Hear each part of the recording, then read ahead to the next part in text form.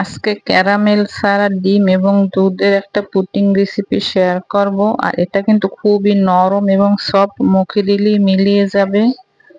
দেখতে থাকুন আজকের ভিডিওটি। সবাইকে আসসালামু আলাইকুম, আশা করি সবাই ভালো আছেন। আলহামদুলিল্লাহ আমিও ভালো আছি। এখানে আমি একটা বাটিতে ডিম দেব। আর ডিমটা কিন্তু অবশ্যই নরমাল টেম্পারেচার নিয়ে আসতে হবে, ফ্রিজে থাকলে আধা ঘন্টা আগে বের করে নেবেন। এখানে আমি 4টা ডিম দিব। আমি কিন্তু ডিমগুলো ভেঙে নিয়েছি কথার ফাঁকে ফাঁকে, দেখতেই পাচ্ছেন। এখানে আমি 4টা ডিম দিয়ে বানাবো, আপনারা কিন্তু কম বেশি বাড়িয়ে নিতে পারেন। এখানে আমি পরিমাণ মতন চিনি দিয়ে দেব। মিষ্টি যেই রকমের খান সেই রকমের দিবেন, যেহেতু আমি এখানে ক্যারামেল করব না। এখানে আমি একটু চিনি বেশি পরিমাণে দিয়ে দিলাম, 4 চামচ চিনি দিয়েছি। আমি এখন একটা কাঁটা চামচের সাহায্যে এটা ফেটে নেব, ভালোভাবে মিশিয়ে নিব। চিনিগুলো যাতে ভালোভাবে গলে যায় সে পর্যন্ত অবশ্যই কিন্তু ফেটে নিতে হবে ধৈর্য সহকারে।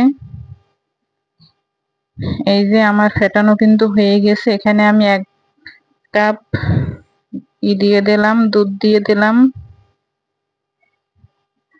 দুধ কিন্তু প্রায় আধা কেজির মতন। এখানে আমি এখন দিয়ে দেব ভ্যানিলা এসেন্স। এটা কিন্তু অবশ্যই দেওয়ার চেষ্টা করবেন, তাহলে কিন্তু একটা যে দুর্গন্ধ থাকে ডিমের স্মেল সেটা দূর হয়ে যাবে।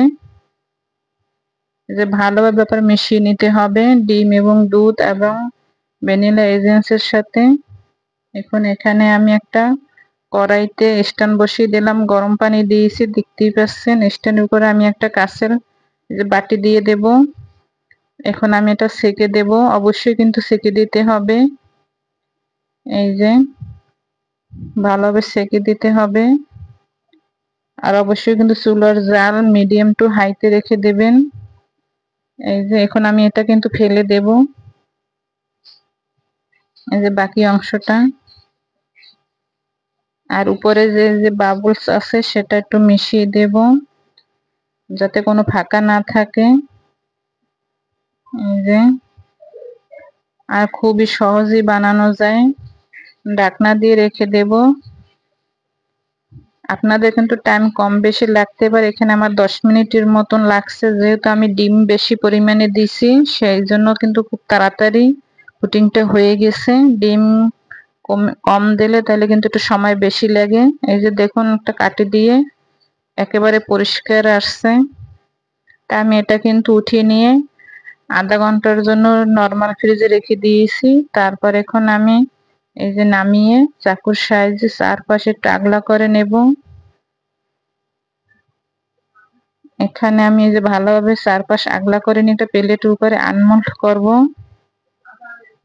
এই যে দেখুন, সবাই ফুল ওয়াশ করবেন, লাইক দিবেন, তাহলে নরম তুলার মতন সফট এই পুডিংটা।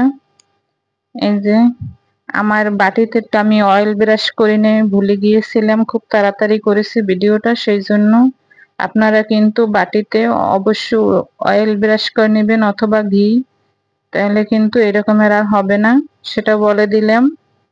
তাহলে কিন্তু খুব ক্লিয়ার আসবে। আর খেতে কিন্তু খুবই ভালো লাগছিল পুডিংটা, খুবই ইয়াম্মি। সবাইকে আল্লাহ হাফেজ।